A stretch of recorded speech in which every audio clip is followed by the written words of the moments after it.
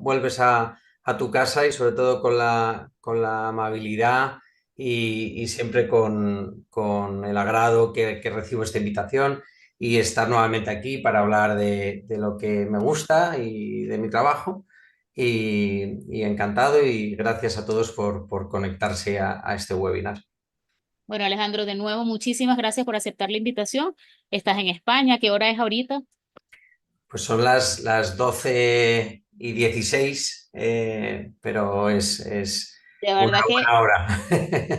12 y es 16 una buena de hora. la noche. Agradecemos el esfuerzo. Muchísimas gracias. Ya Encantado. puedes compartir tu pantalla.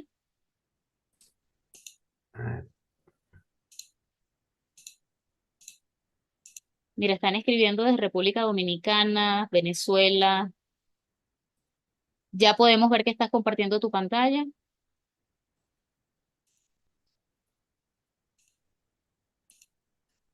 Ok, ahí la vemos. ¿Ya está? Sí, ¿no? Perfecto, perfecto. Muchísimas gracias. Te dejo entonces. Muy bien. Disfruten.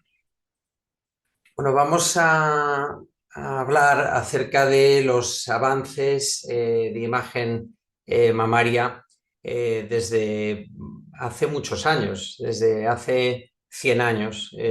Esto puede resultar como que voy a hacer una revisión histórica muy detallada y aburrida y bueno, pues eso no me gustaría que pasara en ningún momento. Quiero el poder hacer un recorrido a lo largo de la historia de la imagen mamaria, pero sobre todo tocando los hitos que han sido importantes.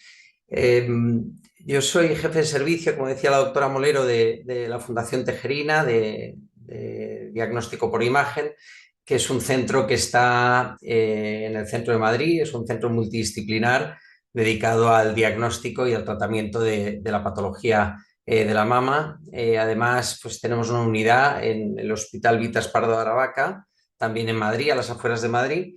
Y bueno, pues trabajamos muchos especialistas de distintas especialidades, cirugía, ginecología, cirugía plástica y por supuesto radiología. Este es el índice de mi presentación, objetivo, introducción, evolución de los métodos de imagen, que nos vamos a centrar para que esto sea llevadero únicamente en la mamografía, aunque tocaremos de forma colateral todo un poco, pero sobre todo centrándonos en la mamografía. Vamos a hacer una visión, una aproximación de la inteligencia artificial a día de hoy y bueno, vamos a asomarnos un poco a la ventana del futuro o cómo creo yo que puede ser el futuro.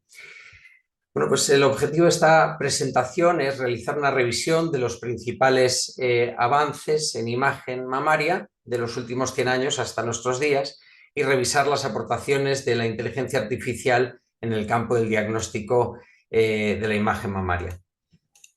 Bueno, aquí podemos ver cómo las cifras de cáncer de mama, estas son las cifras de España. Vemos cómo en 2023 hubieron 35.000 cánceres. Se estima que van a haber 36.000 en 2025, 10.000 en Venezuela y 2,5 millones en todo el mundo.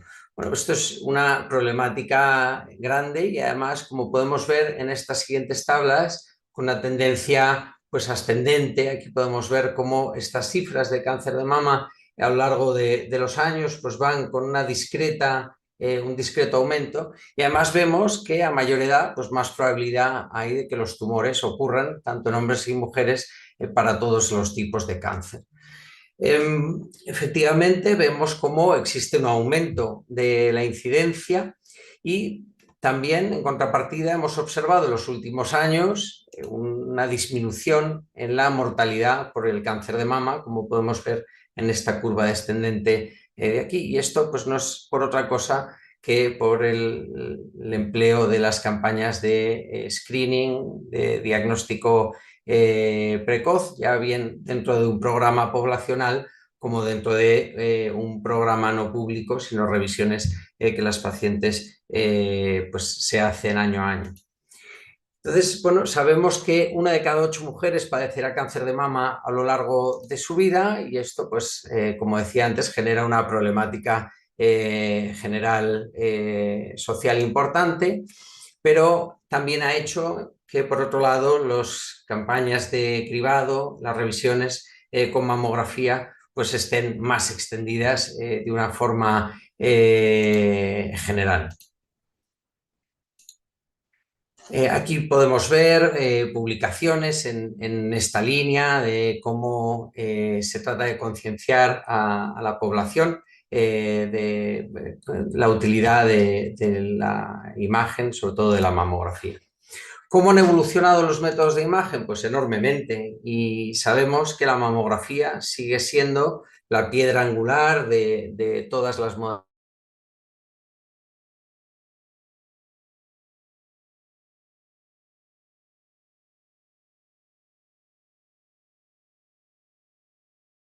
Haremos en la mamografía. Los métodos de imagen han avanzado, pero han avanzado en completo colaboración con cirugía, oncología, médica, radioterápica, y todo ha ido avanzando de una forma paralela. Bueno, pues empecemos desde el principio. Cuando se descubren los rayos X, sabemos que en 1895 William Röntgen descubre los rayos X con esa radiografía de la mano de su mujer tan famosa que todos conocemos. Y empiezan a hablar de imágenes de mama este cirujano alemán, Albert Salomon, en 1913, cuando empieza a hacer radiografías de espécimen quirúrgico, realizan 3.000 radiografías de mastectomías y se identifica por primera vez el cáncer de mama no palpable en esas radiografías de las propias mastectomías. Un poquito más adelante, en 1927, Otto Klitschmidt y Erwin Peyer describen la primera mamografía como tal y su rol en la detección temprana del cáncer de mama. Fíjese, en 1927 ya empezaban a hablar de que una técnica de imagen podía tener un papel en una detección precoz de un cáncer. En 1930, Warren realiza la primera mamografía y describe la apariencia radiológica de la mama normal. Y una cosa muy importante que utilizamos hoy todos los días al hacer diagnóstico, que apunta a la importancia de comparar ambas mamas. Aquí podemos ver en estas imágenes de un libro antiguo de Warren, que podemos ver aquí, cómo ya empieza a comparar las proyecciones laterales, algo que hacemos los radiólogos de mama todos los días y que se mantiene vigente hasta nuestros días. En el año 1937, Gerson Cohen describe la variabilidad de la mama normal. Describe que hay cambios que son propios de la edad, cambios por lactancia, que vemos también a día de hoy. Y dicen ya en esos años, en 1950, una cosa importante y una cosa que mantenemos hasta nuestros días, que una mamografía debe ser una prueba que tenga imagen de alto contraste y compresión. Esto que se decía en 1950 lo mantenemos hoy en día y sabemos que si una mamografía no está bien comprimida no vamos a tener una buena imagen para hacer diagnóstico. En 1951, Raúl Leborn, es un radiólogo uruguayo, describe las microcalcificaciones por primera vez y, por tanto, aumenta en la proporción de cánceres no palpables que se empiezan a identificar. Entre los años 50 y los años 60 surgió una tecnología que hoy ha desaparecido, que se llamaba la xeromamografía. Era una mamografía de alta radiación, pero que producía unas imágenes, como pueden ver aquí, de alto detalle. Vemos una lesión espiculada en esta mamografía tan antigua y que también se aplicaba a otras áreas, como podemos ver una radiografía de esta rodilla. Esto cayó en desuso y, aunque se utilizó durante algunos años, se dejó de utilizar. Aquí es un cambio muy importante. En 1960 se produce el primer mamógrafo comercial dedicado, que es este que pueden ver aquí, que se llamaba el Senograph. Este mamógrafo, su llegada fue gracias a Charles Gros, este radiólogo francés, que desarrolla en colaboración con equipo de físicos este mamógrafo que incorpora un tubo de molibdeno. A partir de aquí ya se empieza a hablar de emplear la mamografía como método de screening y se trata de emplear a grupos poblacionales.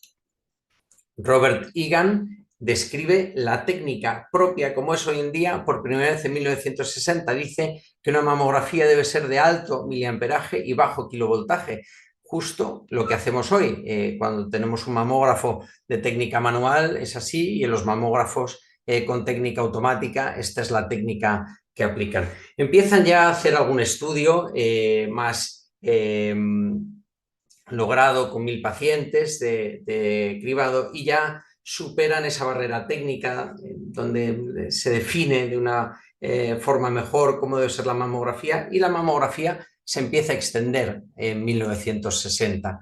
Podemos ver en esta imagen de aquí cómo hablaban de proyección craneocaudal, proyección mediolateral y proyección axilar, y un poco más adelante ya apareció la proyección oblicuo medio lateral, pero hasta entonces se hablaba de proyección lateral. En 1965, el Colegio Americano de Radiología estandariza la técnica y ya define los propios, estos parámetros que se habían ido diciendo a lo largo de los años previos, se establecen como parámetros de calidad a la hora de hacer una mamografía. Fíjense cómo desde el año 70 hasta el año 90 ya empiezan los estudios de cribado, como el Malmo Screening Trial, tan famoso, y todos ellos apuntan a una reducción variable de la mortalidad, pero entre el 30 y el 20%, y una reducción de la morbilidad que se asociaba a la enfermedad por cáncer de mama. Todo esto pues, se extiende hasta nuestros días y la gran parte de los países del mundo tienen campañas de cribado poblacional, y si no, pues fuera de un cribado público, pero también hay una extensión amplia de la mamografía. La mamografía no está sujeto a todas sus bondades, sino que también sabemos que hay puntos pues, más críticos, como son las mamas densas, los falsos positivos que se derivan de las propias mamografías con ese sobrediagnóstico, y luego hay controversia a lo largo de todo el mundo acerca de la periodicidad, edad de inicio, edad de fin, cada año, empezar a los 40, empezar a los 45, empezar a los 50, pues no hay un consenso general y en cada sitio se hace una cosa diferente. Entre los años 70 y los años 90, como pueden ver en estas imágenes, la mamografía convencional, analógica, mejora en cuanto a técnica, con diferentes variaciones técnicas de los equipos.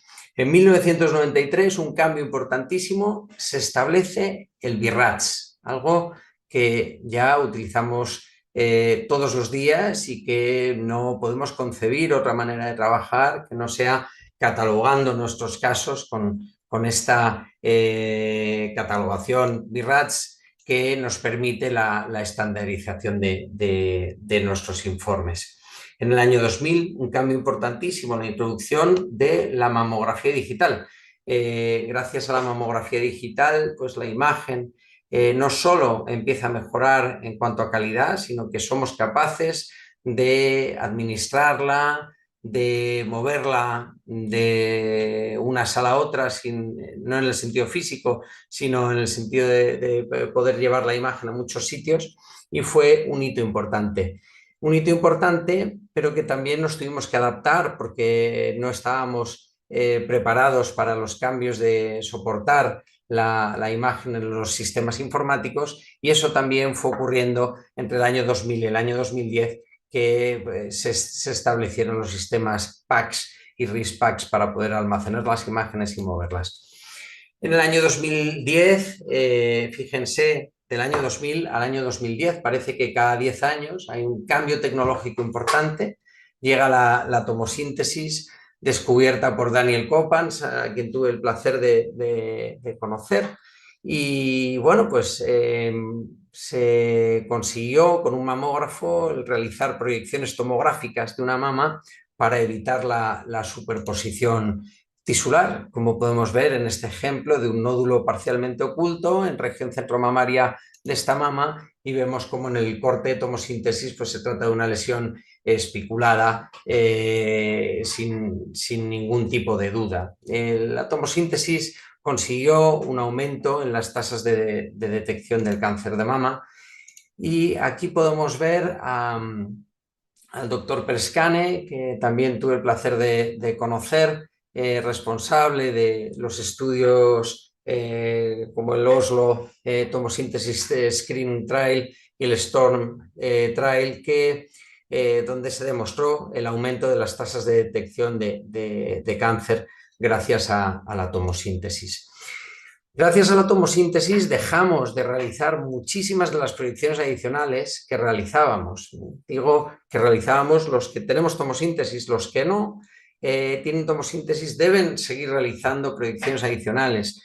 Me preguntaban hace no mucho si sin tomosíntesis podemos diagnosticar mucho, y yo siempre digo lo mismo: se puede diagnosticar más que con tomosíntesis si detrás de esa tecnología hay una persona con mucho interés y hay un técnico con mucho interés. Quiere decir que aunque la tomosíntesis ha hecho que dejemos de hacer la gran mayoría de proyecciones adicionales, quitando probablemente las magnificaciones en mamografía, en microcalcificaciones, son técnicas que debemos conocer y emplear en algunas ocasiones. Nosotros conocemos que la tomosíntesis se ha extendido, pero los pacientes también. Los pacientes cada vez están más informados, cada vez buscan más en Google y saben qué es esto y demandan tecnología cuando es posible. Hay algunas cuestiones tampoco resueltas en la tomosíntesis, como por ejemplo en las mamas extremadamente densas, la categoría D, donde la ausencia de grasa pues no nos permite diagnosticar lesiones con tanta facilidad por esa grasa que hay perilesional, que es lo que nos permite ver el margen de las lesiones. Parece que el sobrediagnóstico en los últimos años ya hemos obtenido ciertas respuestas, y en temas como las microcalcificaciones al principio había algunas dudas. En cuanto a la dosis de radiación, bueno, pues al principio la tomosíntesis incorporaba un aumento de dosis de radiación, y por ello surgió la mamografía sintetizada. La mamografía sintetizada no es más que con los planos de corte de la tomosíntesis se reconstruirá una imagen no real, sin radiación, una imagen simulada de esa mama, y de esa forma se conseguía reducir o se consigue reducir la dosis de radiación sin ser una imagen inferior, y en algunas ocasiones, como en este caso que podemos ver aquí, un carcinoma multicéntrico, cómo se mantienen algunos detalles en estos nódulos de los propios planos de corte de la tomosíntesis en la imagen reconstruida o imagen sintetizada. Este es un estudio en el que tuve la suerte de participar, donde pues demostramos, al igual que muchos otros que se hicieron en el mundo, una calidad diagnóstica equiparable en la imagen convencional respecto a la imagen sintetizada, y en algunos casos, como las distorsiones, una imagen discretamente superior. ¿Cuál ha sido el mayor logro? Porque todos estos han sido muchos avances a lo largo de los años, pero quizá el mayor logro no es solo este arsenal tecnológico, este desarrollo tecnológico, sino el gran logro es que las pacientes se hayan convencido, estén dispuestas a hacerse una mamografía todos los años para poder detectar una lesión nueva. Esto que es algo que damos por hecho, también sabemos los que nos dedicamos a esto que muchas pacientes vienen con esfuerzo a hacer la mamografía todos los años, por muchos motivos, pero uno de ellos importante es ese esfuerzo emocional o esa preocupación que les produce a muchas pacientes el hacer la mamografía todos los años, y más cuando son pacientes que tienen antecedentes familiares importantes y tienen esa sensación de espada de Damocles que está encima de su cabeza todos los años, ¿no? La mamografía también tiene limitaciones, lo he dicho al principio, y una de las limitaciones más importantes pues es la mama densa. Sabemos que la mama densa tiene una disminución de su sensibilidad y produciendo un efecto enmascaramiento. Aquí podemos ver las distintas densidades, el patrón ACR-A más grasa hasta el patrón D o mamas más densas. Sabemos que la sensibilidad de la mamografía va disminuyendo según aumenta la densidad de la mama. Vemos una sensibilidad alta en mamas grasas y una sensibilidad más baja en mamas densas. En este clásico ejemplo del nódulo blanco, pues se ve muy bien cómo el nódulo lo vemos mucho peor en la mama densa. Por todo ello surgen algunas otras técnicas, como son las técnicas funcionales. En principio podemos hablar de dos, que son la mamografía con contraste y la resonancia magnética. La resonancia magnética apareció antes y más recientemente, o en los últimos años, desde el año 2014-2013 para acá, la mamografía con contraste. ¿En qué se basan estas técnicas funcionales? Bueno, pues en la administración de un contraste intravenoso, o bien gadolinio o bien yodo, el gadolinio en la resonancia y el yodo en la mamografía contraste, para detectar esa neovascularización que se produce o es producida por los tumores y ver una captación en la mama. La mamografía con contraste surge en 2013 con distintas técnicas, pero la que se ha establecido con mayor peso es la técnica de energía dual, que consiste en realizar dos disparos, uno de baja energía y otro de alta energía, y haciendo una especie de sustracción, que no es una sustracción, es una imagen que se llama recombinada, obtener una imagen que muestra únicamente el contraste que ha captado la lesión. Vemos que las cifras de sensibilidad y especificidad de los trabajos hablan, sobre todo estos que eran los iniciales, cuando empezaron con una similar capacidad a la resonancia magnética. Este es un ejemplo de nuestros primeros cánceres que vimos con mamografía con contraste, que probablemente ya algunos están apuntando que la lesión está en la mama derecha, pues efectivamente, pero fíjense qué expresiva es la mamografía con contraste, cómo muestra una lesión única en la mama derecha de una forma clara. Bueno, pues mamografía, las técnicas funcionales surgen para dar respuesta, pero el ultrasonido ha venido de la mano desde los años 90. En los años 50 se empieza a desarrollar el ultrasonido adaptando tecnología radar de la Marina Americana, y ya Stavros, que le pueden ver ahí, empezó a decir que las lesiones se podían caracterizar. Al principio con ecografía se podía decir si una lesión era sólida o quística, si era claro, pero ya en el año 90 se empezaron a caracterizar las lesiones, y en el año 2003 el Colegio Americano de Radiología establece el BIRADS de ultrasonido. Y bueno, pues el ultrasonido nos acompaña para todo, ¿no? O sea, hablamos de mamografía, pero la ecografía es la técnica acompañante, es la técnica que depura la mamografía y es la técnica inicial en la paciente joven.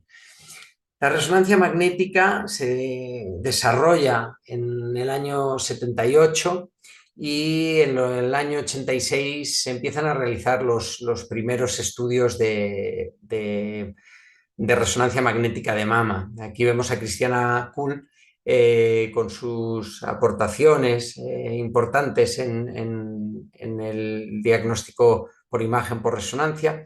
Sabemos que la resonancia magnética tiene una sensibilidad muy alta para despistaje del cáncer de mama infiltrante, cercana al 100%, con una técnica buena y una especificidad bastante alta. Tenemos claro que si tenemos medios es una prueba a poder hacer en las pacientes de alto riesgo. Una prueba muy cuestionada en la estadificación, para sorpresa de muchos, pero muy cuestionada durante muchos años, era tema de debate, estadificación sí o no con resonancia, y bueno, pues hoy parece que eso ya ha pasado a un segundo plano.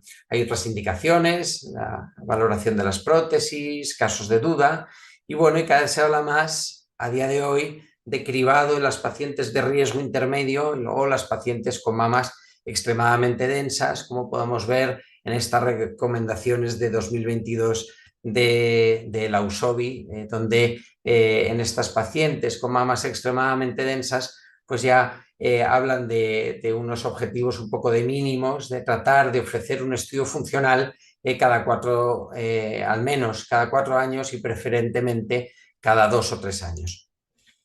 Bueno, pues la resonancia magnética es una prueba cara, es una prueba larga, es una prueba que compite con las pruebas generales, es decir, que estamos peleándonos para competir con la resonancia cerebral, con el hígado, con la rodilla, con la columna.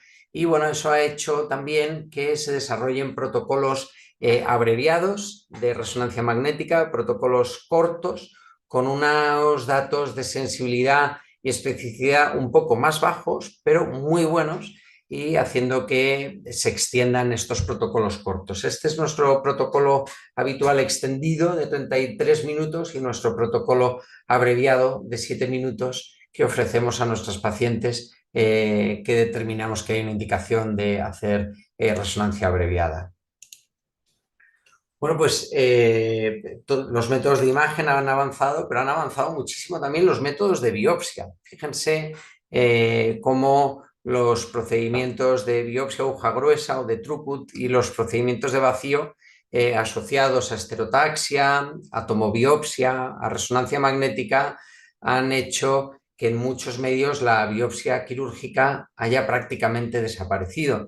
Y vamos un paso más allá y vemos que ya somos capaces de ofrecer tratamiento con estos métodos de biopsia, por ejemplo, con las extirpaciones de las lesiones B3, con los sistemas de vacío, o más recientemente con sistemas de crioablación o termoablación para tratamiento de lesiones, incluso para tratamiento de cáncer de mama, como hay muchos estudios en el mundo desarrollando en esta línea. Ha habido otros métodos y sigue habiendo algunos, como es el MammoWave, que hay gente en esta línea de trabajo, la termografía, quizá con menos fuerza, incluso estos parches termográficos que nos ofrecieron hace algún tiempo para poder alcanzar algún tipo de prueba de imagen a la población, cuestiones un poco más minoritarias y en las que no voy a hablar. Bueno, aquí podemos ver todas estas imágenes de esta evolución que he ido contando a lo largo de la exposición, y aquí vemos cómo nuestro grupo ha sido pionero en muchas de las ocasiones, pioneros en la mamografía digital en España, con el primer mamógrafo digital, primera mamocontraste, primera tomosíntesis, tomobiopsia. Y bueno, pues ahora estamos en la línea de la introducción de inteligencia artificial en nuestra práctica clínica habitual. Vemos desde esta seromamografía, la mamografía analógica, la digital, la tomosíntesis, la mamografía 2D sintetizada, 3D Quorum, que ahora les contaré, y los propios sistemas de detección CAD, pero CAD avanzados que se pueden utilizar en la actualidad. Bueno, pues todo eso ha evolucionado, pero también han evolucionado los profesionales que estamos detrás. El radiólogo ha pasado de estar en las plantas -1 de los hospitales a estar pues con una gestión mucho más abierta, integrado en unidades multidisciplinares y en contacto con la clínica y con los pacientes. Así, las unidades de mama se establecen con todas las especialidades, y el radiólogo, no cabe duda, es uno de los mayores protagonistas para el funcionamiento y para el diagnóstico y tratamiento del cáncer de mama. ¿Qué hacemos en estas unidades y los comités multidisciplinares? Pues decidimos el tratamiento mejor para cada paciente. Yo siempre cuento cómo se sorprende cuando viene una persona que no sabe mucho de cáncer de mama diciendo, pero ¿cómo pueden tener tantas dudas en la decisión de una paciente? Bueno, pues porque cada paciente es distinta y aunque los tratamientos son estándar, hay que modularlos para cada paciente teniendo en cuenta sus cuestiones individuales. Valoramos también cuando se realiza un tratamiento quimioterápico, cómo ha sido esa respuesta. Hacemos discusión sobre discordancia radiopatológica de las biopsias y luego pues también llevamos casos donde puede haber alguna discrepancia en tema estético o alguna cuestión a resolver no solo desde el punto de vista de la cirugía plástica, sino de los otros profesionales que pueden participar. Este es un ejemplo de un caso triple negativo presentado en comité de tumores con las distintas técnicas y donde se decide que se va a hacer un tratamiento neoadyuvante quimioterápico.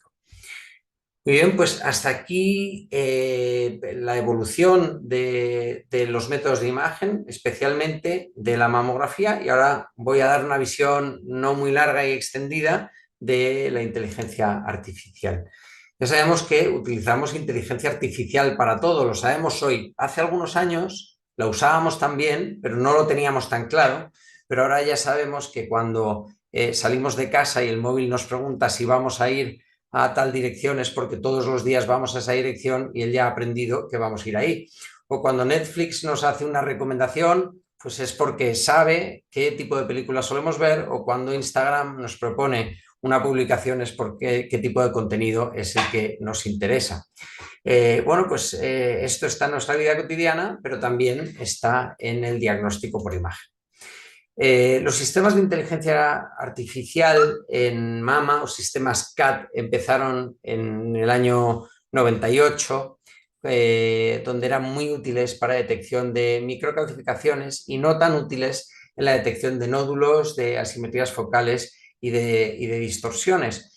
Han sido muy útiles y nosotros los hemos usado y los tenemos para lectura de volumen grande, de cribado, y detecta muy bien las microcalcificaciones. Pero la especificidad es baja y han sido sujetos a críticas porque en manos de gente con menos experiencia, pues quizá las masas o los nódulos que marcan pues pueden generar cierta confusión. Aquí vemos cómo las publicaciones en inteligencia artificial se han disparado, ya no hay un congreso médico que se precie en el que no haya un bloque de inteligencia artificial, ya está en todo y es una realidad. ¿Qué es la inteligencia artificial? Pues es la disciplina que busca que las máquinas realicen tareas que normalmente requieren de inteligencia humana. Machine Learning pues, se encuentra por debajo de este paraguas, es una técnica que permite que las máquinas aprendan de datos, pero normalmente cuando las hemos guiado de alguna manera, les hemos dicho qué queremos, en qué datos queremos que se fijen. Y el Deep Learning es algo más profundo, utilizan redes neuronales con muchísimos datos más profundos y los sistemas de forma autónoma son capaces de aprender o sacar conclusiones de datos pues casi infinitos, ¿no? Aquí tenemos un ejemplo del funcionamiento de Machine Learning para mamografía, como le decimos, fíjate en esta serie de características, como la densidad, como el margen, como el contraste de la imagen, como el que tenga una especulación o no, la localización, la simetría, y entremezcla todo y dame una probabilidad, ¿no? Esto es el Machine Learning. Pero si vamos mucho más allá y hacemos algo más complejo y en vez de fijarnos en esas características que decía antes, decimos, fíjate en el píxel, fíjate en el dato matemático de la imagen, va a hacer este entrecruzamiento para dar una probabilidad. Y en mamografía parece sencillo porque dice, oye, si a mí lo que me interesa es malo o es bueno, ¿no? Vamos a hacer toda esta serie de articulación de información para al final decirme la probabilidad de benignidad o malignidad.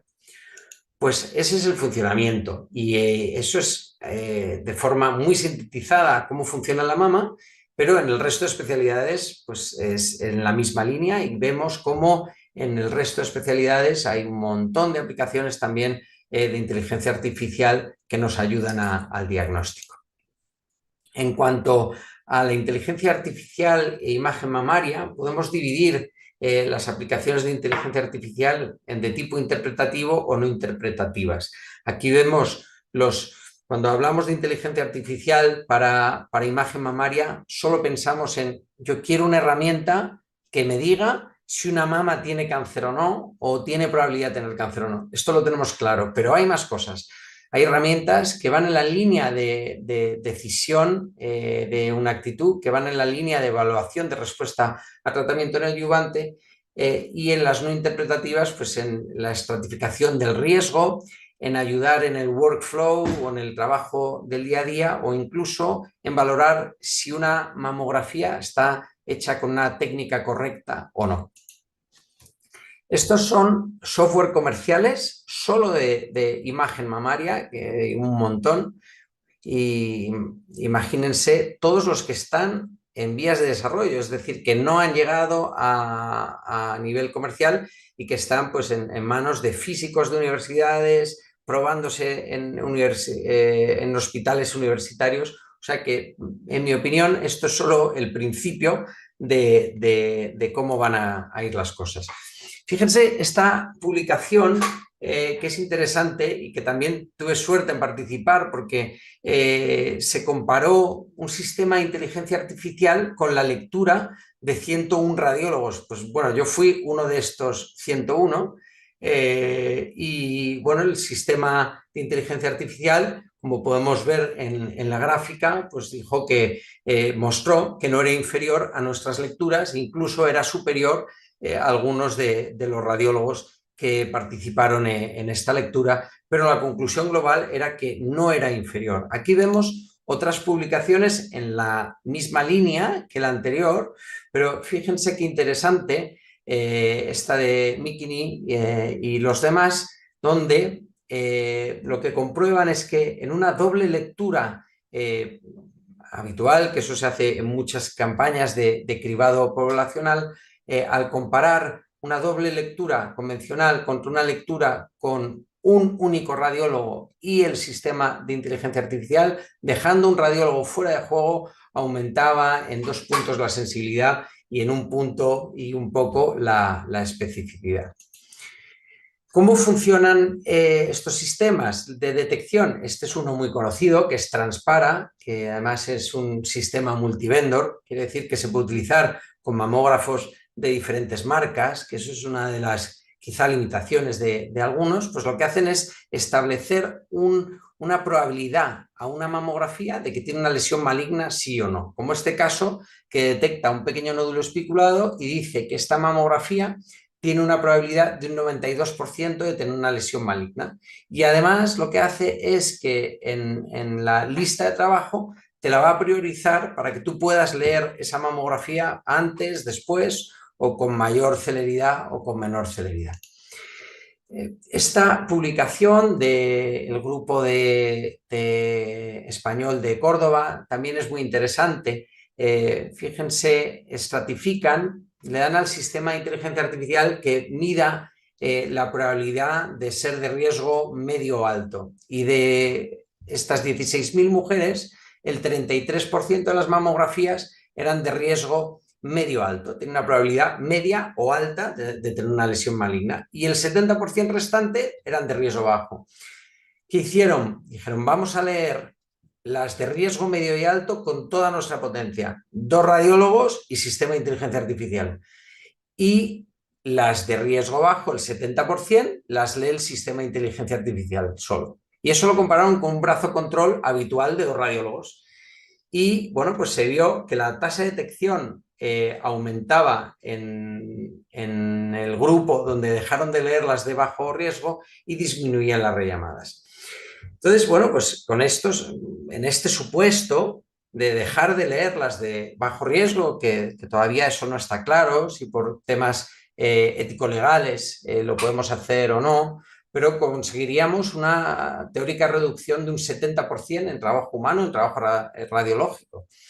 Entonces, bueno, pues esto para algunos radiólogos pues, supone pues, cierta amenaza o cierta, es decir, nos van a sentar en el banquillo, vamos a dejar de jugar y no nos van a necesitar. Yo creo que nada más lejos de la realidad y nos van a seguir necesitando mucho para coordinar todo este gran lío.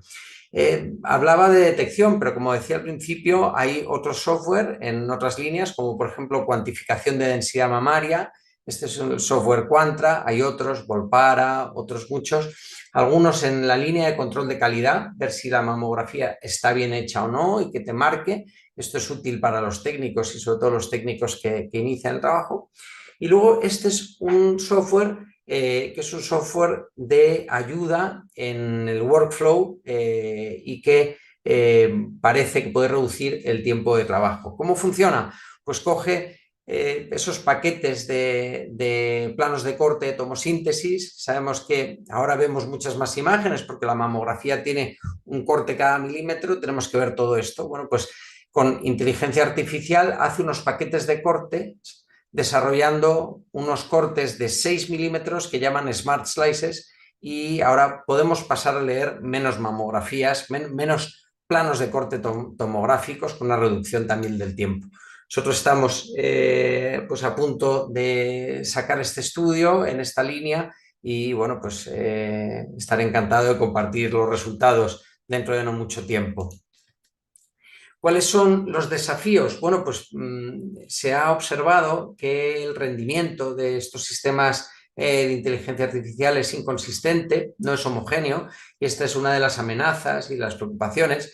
Sabemos que los costos iniciales son muy importantes, sabemos que requiere de sistemas de IT, de informática también potentes, y no es solamente comprar el sistema de inteligencia artificial e introducirlo, sino que nuestro sistema informático lo soporte bien.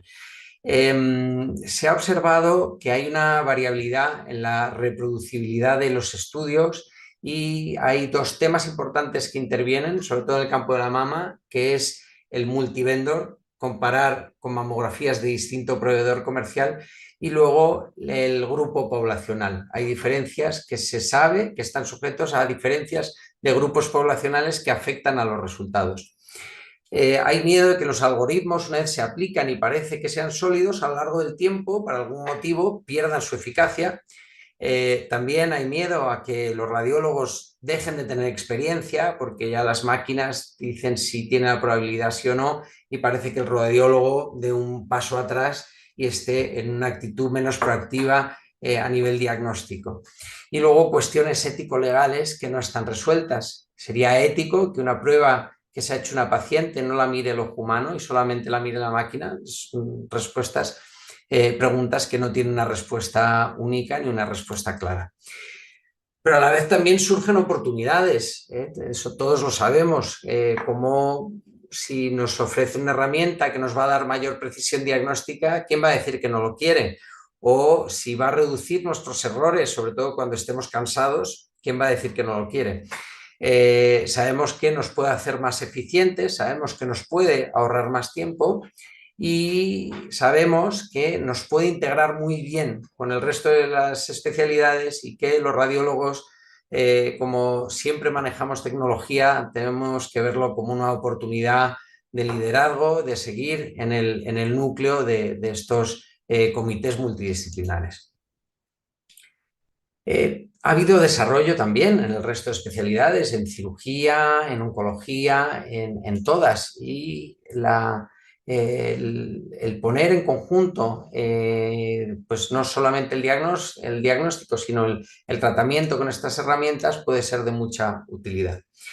¿Y hacia dónde vamos? Pues probablemente vamos a que no todas las pacientes son iguales y que no podemos darle el mismo café a todas las pacientes, no es café para todos igual, y tendremos que tener en cuenta en la estratificación del riesgo pues los síntomas de la paciente, el estudio genético, si tenemos ligandos familiares importantes o ligandos genéticos demostrados, la densidad mamaria, muy importante, la densidad mamográfica que vemos en las mamografías, si tiene biopsias previas, toda esta información. ¿Y para qué? Pues para poder desarrollar distintas rutas de evaluación del cáncer de mama, ya no hablar si las pacientes las vamos a cribar desde los 40 a los 50, pues habrá unas que desde los 40 y otras que desde los 50 y unas cada año y otras cada 2 o a lo mejor cada 3, como los ingleses, pero el que nos permita establecer estas rutas distintas. Y ahí emplearemos pues, todo lo que tengamos, la inteligencia artificial, la mamografía con tomosíntesis o la prueba que la tecnología que surja dentro de 10 años, la mamografía contraste, resonancia abreviada, ultrarrápida, resonancia sin contraste también, bueno, para poder desarrollar modelos de inteligencia artificial de estratificación de riesgo. Probablemente la biopsia líquida, aunque parece algo un poco más entelequia, pues tendrá un papel o puede tener un papel y la edad y periodicidad pues dejará de ser algo que tengamos tan para todas las pacientes y que estableceremos para cada una. Bueno, pues como decía al principio, cada mujer es distinta y es importante que utilicemos todo lo que tenemos para ofrecer la mejor oportunidad para cada una de ellas. Bueno, pues muchas gracias. Esta es la biblioteca de la Real Academia Nacional de Medicina de España, que a mí me encanta y me encanta compartirla